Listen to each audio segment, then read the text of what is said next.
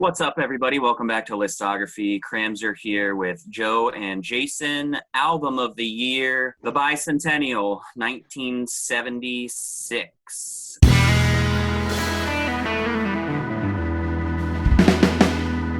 think it's a good note to say The Bicentennial because I think there's a pretty big American rock movement going on right now. Not really taking the lead, but Heartland rock, I think, is really coming into its own with Springsteen really coming in all strides. You've got Bob Seger, Tom Petty is starting off. That kind of is playing into the industry and the commercial aspects of rock radio. I think it's also worth mentioning now that there's just like this really expansive blow up of rock genres, Southern rock taking off, prog, you've got boogie stuff, you've got more art rock stuff, and a lot more sort of experimentation with synthesizers and studio work. Brian Eno has a lot to do with that.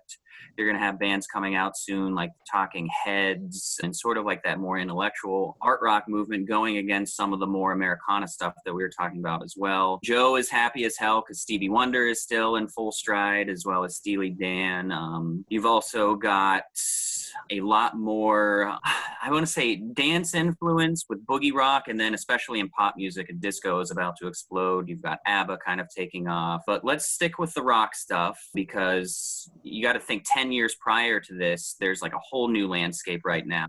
I think one of the things most noteworthy is a lot of the blues is starting to exit rock influence, and or at least it's been kind of drained into like one sort of rock idea, and there's not as much old school blues.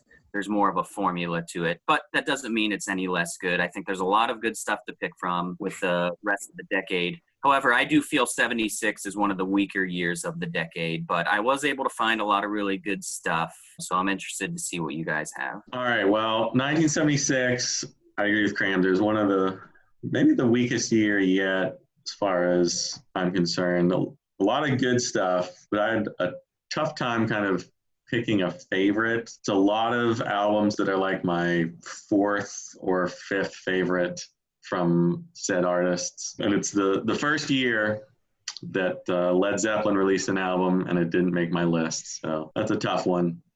No presence on my top five. But getting to my top five, my runners up, I have Arrival by ABBA. They finally make the list. Almost the top pick. I kind of went back and forth with all five of these, but it didn't quite get me. I have The Royal Scam by Steely Dan. Probably my favorite Steely Dan song on this one with Don't Take Me Alive, but it's so cold and kind of like impersonal. It's almost, there's just something missing, even though I really do like it. We also have A Day at the Races by Queen, which I think is almost as good as A Night at the Opera. I know critics didn't like it, but Somebody to Love, one of my all-time favorites, might be my favorite Queen song, really. And we also have A Trick of the Tail by Genesis, my favorite Genesis album, probably. I love Squonk and Ripples and Trick of the Tail. Just first Phil Collins led album, just pretty much fantastic all the way through. But I gotta go with number one, Songs in the Key of Life, Stevie Wonder. Envelope. Even though I think it's probably my fourth favorite Stevie Wonder album, but it's still just packed full of hits. I Wish, Pastime Paradise, Sir Duke, Village Ghetto Land, Isn't She Lovely,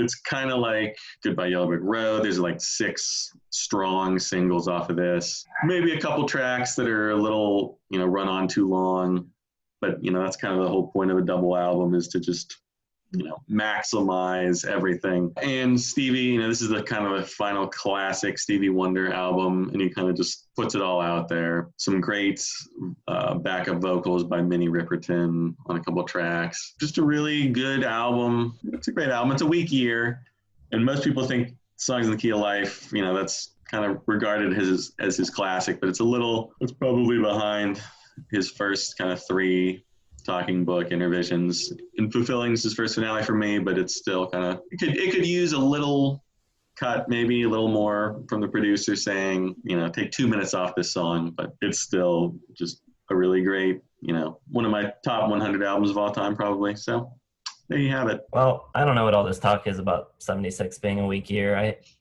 had I had too many albums to pick from and had a lot of trouble narrowing it down. Some just misses for me are Desire by Bob Dylan, A Day at the Races by Queen, which I agree is very close to just as good as A Night at the Opera, and 2112 by Rush came very close to my list also. But my five are going to be The Pretender by Jackson Browne. Not quite as good as his previous record, Late for the Sky, but I think it's, again, a really, really strong record. I've also got A New World Record by the Electric Light Orchestra, probably my favorite record of theirs. And then I've got All American Alien Boy by Ian Hunter.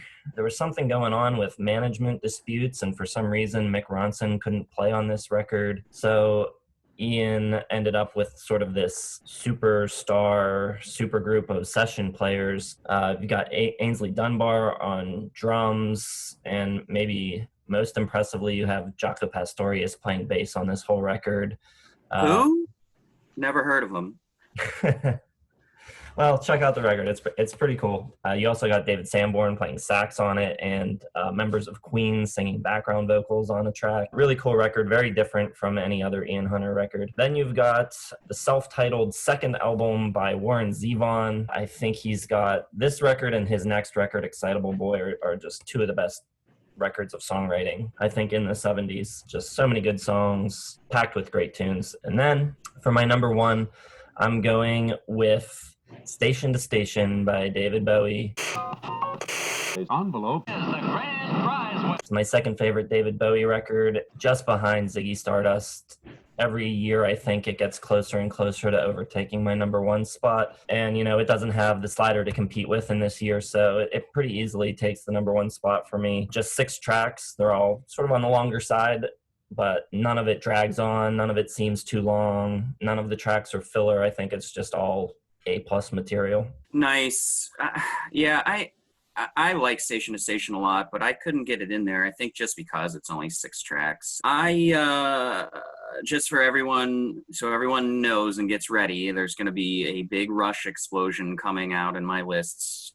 But not this year. 2112, I'm probably going to get into dangerous ground saying this, and, I don't want this to be the entire conversation, but I think 2112 is one of the more overrated Rush albums. It's pivotal and huge for them, but I think if you get rid of 2112, the song, the rest of the album doesn't quite live up. I still really like it, but it didn't make my top 5. Kind of in the same boat with you, Jason, for a lot of those albums. ELO just missed mine as well, and Pretender by Jackson Browne missed as well. So my runners-up are going to be Desire by Bob Dylan. I also have Jailbreak by Thin Lizzy. That and Rocks by Aerosmith I consider kind of like that classic, kind of mainstream bar rock album of this year, but I like this one more. I've also got The Modern Lovers by The Modern Lovers. Love this album, Jonathan Richman at his best. And then I've got Blondie's debut, Blondie as well. But I think you guys know my number one album is one of my favorite albums of all time, Trick of the Tail by Genesis. Envelope. Joe's right. It's their best album. I don't even think it's close. I like the rest of their discography. Go back and watch the Genesis video, but Trick of the Tail is the best. It's got a really cool sound to it. It's heavy for them. I'm not a huge fan of Phil Collins as a singer, but I think this is my favorite version of him. And the drum work on this album is really good.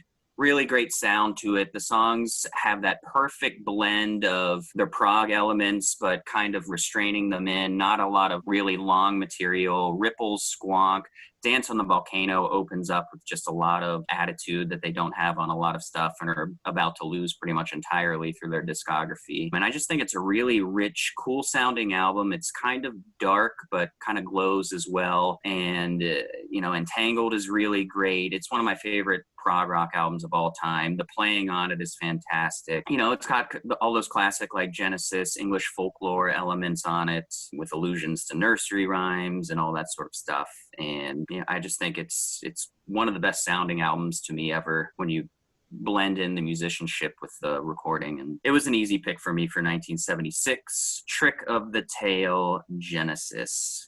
So we've got a win for Stevie Wonder and then a win for David Bowie. Joe, I really tried to get into this Stevie Wonder album, and I liked it.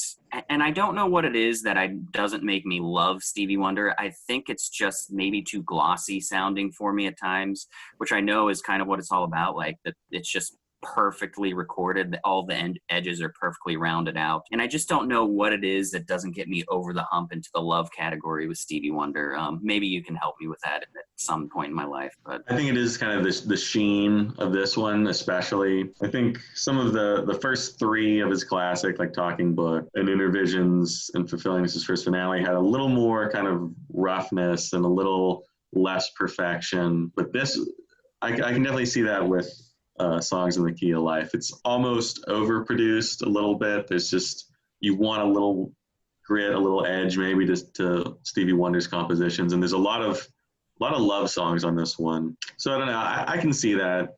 I can see that. It's a great album, but it is kind of maybe missing just a little bit. I don't know, a little funkiness maybe. It's almost like rounded off too much. I agree. So this is the second year now that we've had 14 different albums. We're getting close to that no repeats. I think what was the only one that repeated was Trick of the Tail. Trick of the Tail, yeah. I don't think we're going to run into that 77. I think there's a couple of marquee albums in 77 that at least a few of us will have. I think you're right. You're going to have to tune in to see what that will be. So stick around. Thanks for tuning in to Listography. Joe, Jason, and myself sounding off. Don't forget to like, comment, subscribe, and hit the bell for notifications. And we will see you in 1977.